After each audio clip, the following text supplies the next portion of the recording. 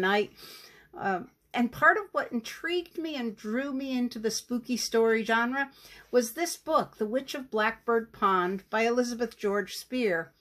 Now, this is my copy from childhood, and as you can see, the binding is all ragged and coming apart a bit, and the paper is yellowed to almost an orange. What made me smile was that it was 95 cents for this paperback book, and my name is written in it.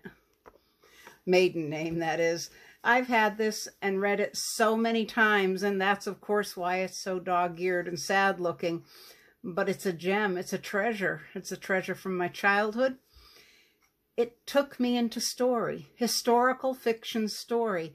And it's about the witches and things like that. How if you were different, you were so judged in early colonial America and Connecticut. This book takes place in Wethersfield, Connecticut. And the author, Elizabeth George Spear, well, long time ago, she used to babysit for my mom and take care of my mother. Let me read you a little chapter of her words. She was a very good wordsmith as well.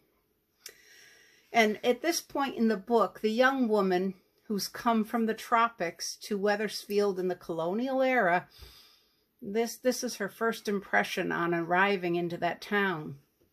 Chapter 3. Along with her pretty shoes, Kit's spirit sank lower at each step. She had clutched at the hope that the dark fringe of dripping trees might somehow be concealing the town she had anticipated. But as they plodded along the dirt road, past wide, stumpy fields, her last hopes died.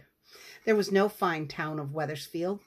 There was a mere settlement, far more lonely and dreary than Saybrook. A man in a leather coat and breeches led a cow along the road. He stopped to stare at them, and even the cow looked astonished. Captain Eaton took advantage of the meeting to ask directions. "High Street," the man said, pointing with his jagged stick. "Matthew Wood's place is the third house beyond the common." High Street, indeed, no more than a cow path. And that was Kit's entrance to Wethersfield, where she would live for quite some time and struggle with fitting in. And it's happened all through time, and it still happens, struggling to fit in. So I recommend reading this good book. It's an oldie but a goodie, and its message doesn't wear out or age, because fitting in is something we all are challenged by, and especially for young girls and women. So I really recommend The Witch of Blackbird Pond. Until next time, we'll be seeing you. Be safe.